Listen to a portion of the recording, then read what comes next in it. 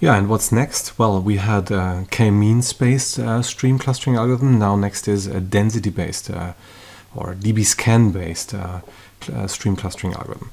And that is called DenStream. So the motivation is that the density-based clustering model is quite appealing for streams since it has no assumptions on the number of clusters. It can discover clusters of arbitrary shape and has the ability to handle outliers and noise, which all three things are typically things that are quite beneficial if it comes down to stream clustering, where the number of clusters may change. So setting a fixed number of clusters is a little bit hard and stuff like that. But the downside of density-based cluster model, which is clusters are regions of high densities distinguished by regions of low density, well, they miss, say, a simple and efficient cluster model, yeah, or basically the cluster model is, or each cluster is represented by all of their points. So there is no compact cluster model like the medoid or the centroid of the cluster, as it is the case with partitioning cluster algorithms. So density-based clustering clusters are just characterized by all their points because the shape can be arbitrary. Yeah? So the cluster model is actually too complicated. It's too fine granular.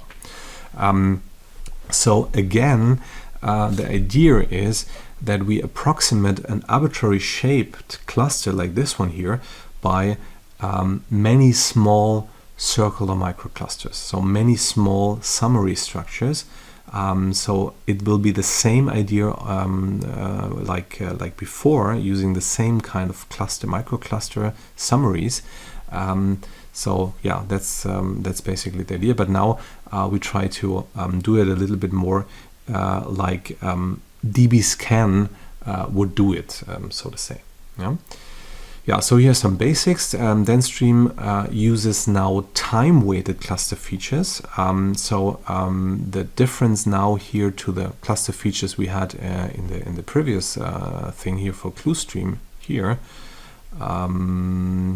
Now, come on, here, which is just the clusters are weighted. Now, in DenStream, the points actually are weighted. Yeah? So the time of the points are considered, and we can use any weighting function, time weighting function f for an observation, and we incorporate this arriving time with a weighting function f into the cluster features as follows.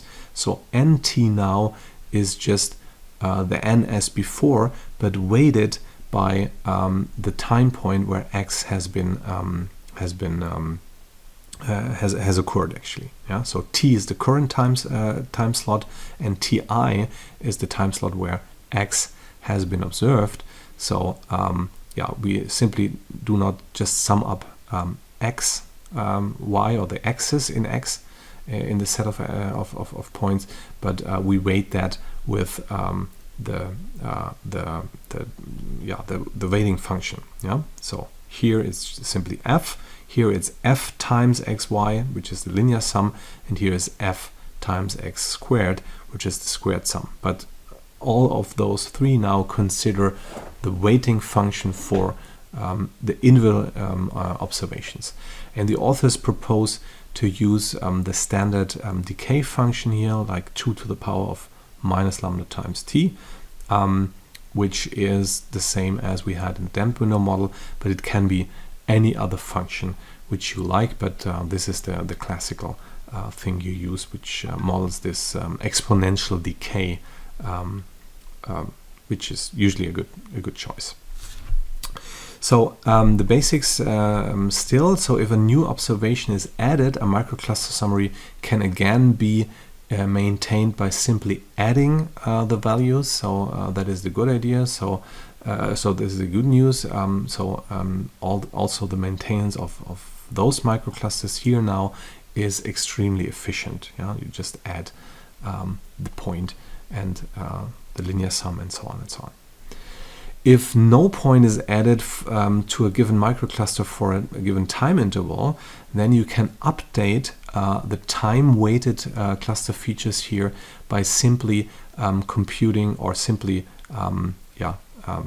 multiplying the n and the LSX and the and the SSX by this term here. So it's 2 to the power of lambda times delta t, the time interval delta t here. Yeah, so you can easily update the cluster features, so that you see that cluster features that where for a long time no point has been added, the numbers is accordingly weighted accordingly. So the numbers decrease by increasing time of no addition.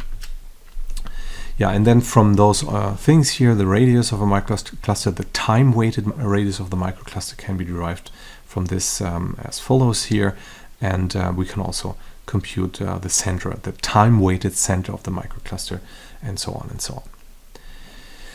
So now, how does or what kind of microclusters does the DenStream work with or hold? So remember that we have this distinction between core points and border points and noise in dbScan, and we have similar concepts for the microclusters here. So given the density thresholds mu, which is the min points of dbScan, and the epsilon, which is the volume, and we also need a weighting factor beta, which should be between 0 and 1. We maintain 3 different types of microclusters. The core microclusters, so that is a set of points where the radius is smaller than epsilon. So all points are packed into an epsilon sphere, and the number of points in X is greater than mu. Yeah, so that is what dbScan considers to be a dense region within the radius, within the volume determined by the radius epsilon. We have more than min PDS mu points, so the whole thing is dense. So if a set X of points has this property, then it's called a core microcluster.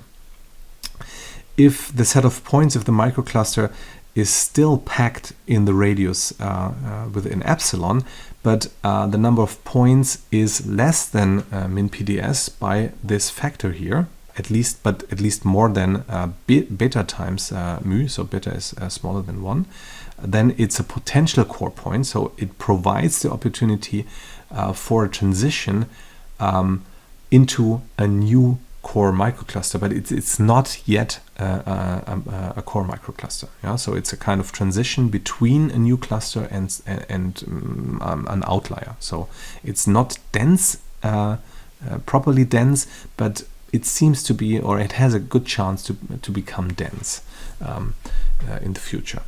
And then we have the core microclusters, where we still consider X to be in the radius of, the radius of X is still smaller than epsilon, but the number of points is even less than beta times mu. Yeah? So you see here in all those 3 microcluster types, the radius is always smaller than epsilon. So basically DenStream maintains microclusters that has a radius smaller than epsilon. So all the radii of the microclusters that DenStream maintains are smaller or equal than epsilon. Yeah, just keep that in mind. Even for the outlier microclusters. Okay, now initialization of the microclusters is again done by or on a set of a given cardinality of initial points.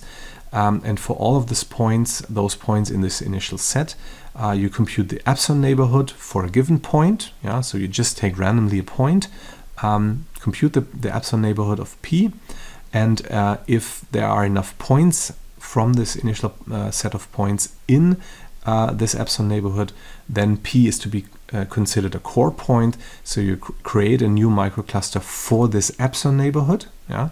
So P is a kind of leader in that case, and you remove the points that are represented by this microcluster from I, and then you continue the whole procedure until all points are considered.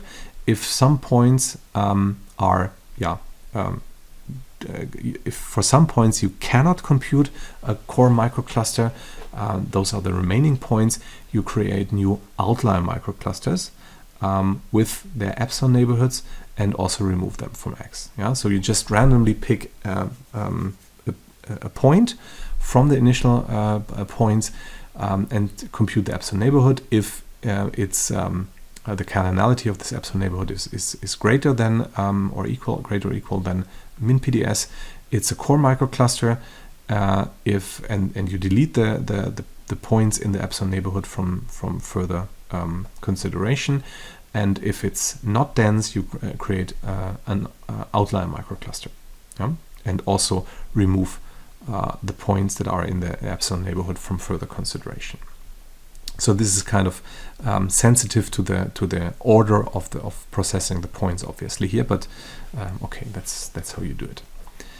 And then in the online phase, so you want to maintain the microclusters.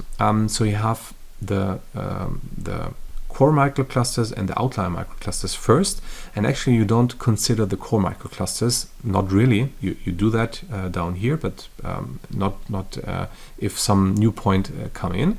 So if a new observation arrives here, you only consider the potential core microclusters and the outlier microclusters first. So you try to find the closest potential core microcluster XP, for this newly arrived observation. And if the distance from this newly arrived observation xi to the center of this microcluster, this potential core microcluster, is smaller than epsilon, so it falls into this compact region with radius epsilon, then you add xi to this microcluster and check if this microcluster now becomes a core microcluster, which may be the case. If not, if it doesn't fit into a potential core microcluster within radius epsilon, you try to find the closest outlier microcluster and check if it falls into this range here. So if the distance between xy and this outlier microcluster center is smaller than epsilon, or smaller than equal than epsilon, then you added xy to this outlier microcluster and check if it becomes a potential core microcluster. If not, you create a new outlier microcluster which with only the point xy.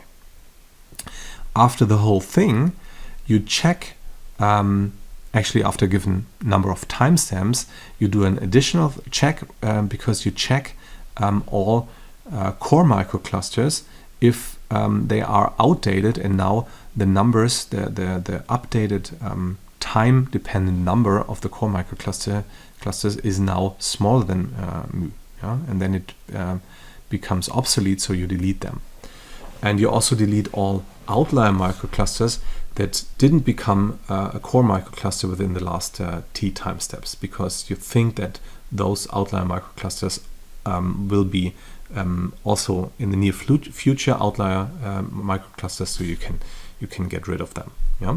So outlier microclusters have only t time stamps left to become a potential core microcluster or even a core microcluster. Otherwise, they are deleted. Then the offline phase is rather simple. You just run dbScan on the current core microclusters and potential core microclusters, and you use centers and the weights of the microclusters in order to account for the importance or the number of points that are represented by the particular or by the corresponding core microclusters and potential core microclusters. Okay, but that's easy. Short discussion: signal scan, stream compressing using microclusters, fine. Noise handling, outlier handling, also fine, which is model inherent. That's good. It has a flexible data aging model for individual objects now, instead of just entire clusters. And the downside is that we have constant parameters over time. So what if the density is changing? But that is the old discussion between optics and dbScan. Yeah, so a dbScan has fixed density parameters. That's how it is.